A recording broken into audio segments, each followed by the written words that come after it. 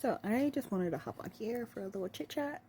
So I had saw a post earlier today that's like, never fake your O. Tell them they're a failure. Now, I don't agree with telling them they're a failure, but I am a big fan of never faking it. Um, One, because earlier me, younger me, under 21-year-old me, Oscar worthy. Definitely had some dudes in people's heads feeling real big. Then I had to cut that out because I realized one, faking it does nothing for me, and you just leave dissatisfied. And two, when you fake it, there's no room for improvement. It's better if you're not into it to talk it out with the person, your partner. Communication. Use it as a tool to teach, learn, and discuss what actually makes you feel good. Now, if you absolutely positively don't want to see that person again, sure, you can flat out tell them a failure. They're a failure. But I also feel like not faking it is definitely a way to break some generational curses. Now, before you go, hold on, what are you talking about? Let me explain. When I was a teenager, during the height of like Sex in the City and stuff, I had no filter and I would ask my grandmother and my mom some out of pocket questions. Like, ask my grandmother, just point blank, period. Did you ever have an O? And she told me straight faced and very grandmotherly, no. Now, this is a woman that was married.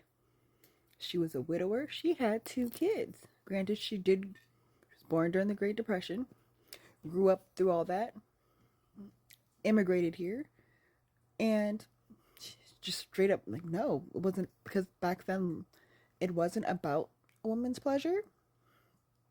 It's about making a family.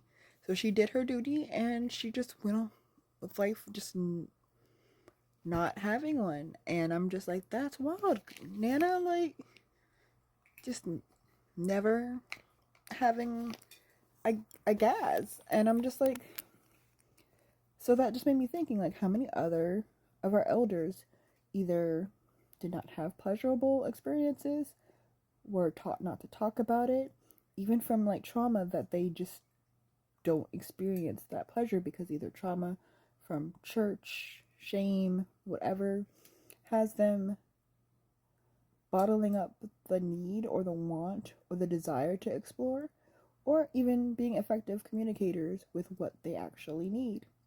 So that makes me feel like, one, pleasure is our birthright. We deserve that. It's part of being happy, and our joy is part of resisting everything in this world that's supposed to tear us down. So enjoy yourself. Talk about enjoying yourself. Share your expressions with your partner. Share what makes you feel good with your partner.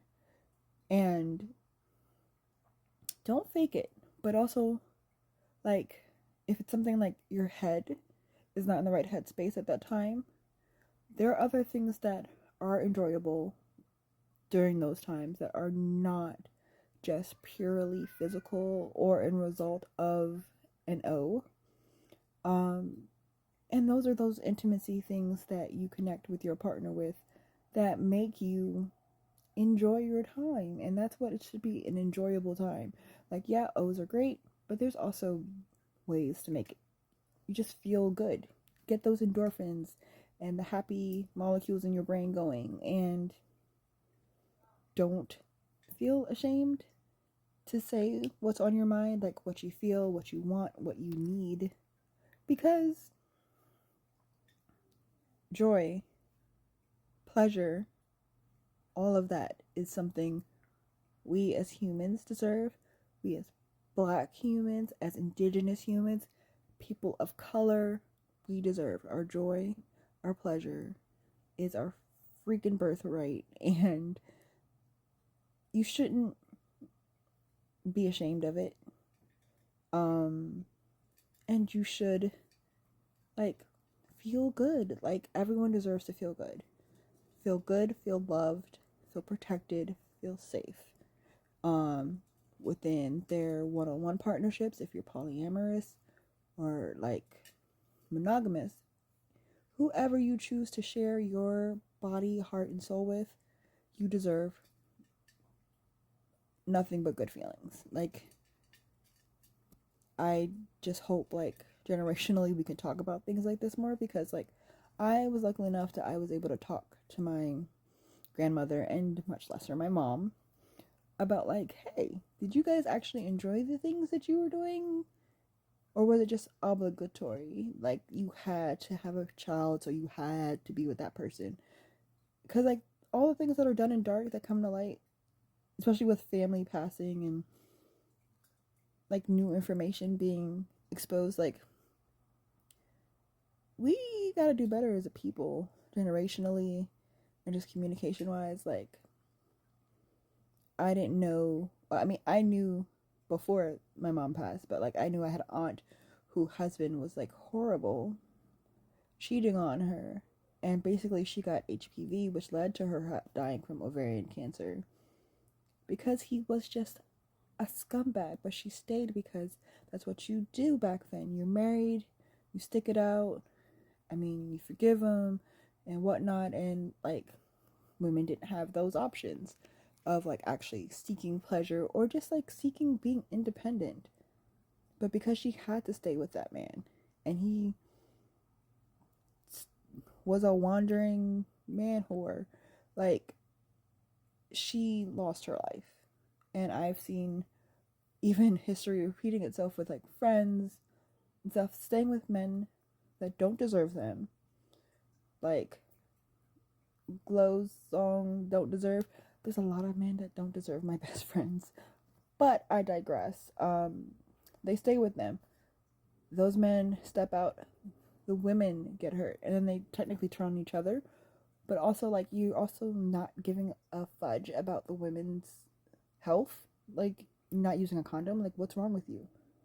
Like, it's okay. Like, it's okay, but it's not okay. Like, you want to be a stanky man, go ahead. Or a stanky person, go ahead. But at least use a condom or some type of protection instead of stepping out and then bringing it back home to them. Because, like, what's wrong with you? Like, that's your body, sure. You can F up your body, but you gonna go home and still sleep with a person you say you don't love, or, like, say you love but don't really, or you is the person who pays the lease or whatever. And that just never sits right with me. That I never understand that. Just go. Just leave. Because now you're putting their health in jeopardy, exposing them to diseases that they didn't ask for because you're a sucky person. Do better. I just always feel like people like that do better, because what is the reason? But yeah, talk to each other, talk to families members, because you'll be surprised. Like, I didn't know, even, like, since pro-life seems to be where we're trying to go as a country, finding out family members had abortions. I know I have had friends who had abortions, but finding out family members had abortions that would have changed the whole trajectory of their lives. Even my own mother, bless her soul, had an abortion. And I found that out just by talking with her. It's amazing what you find out after talking to the people you love, and even if it changes your perspective on them, it might be a good thing. Because if she hadn't had an abortion, I would have never been born. And this is also why I make a horrible dark joke that I am my mother's strongest child, because she couldn't get rid of me if she could. Because here I am, preemie and all, 30 something years later, only one of her children to survive. Boop. And that's without even me actively trying anymore to not survive. So that's just my little informational things that are been on my little brain. Thanks for listening if you made it this far.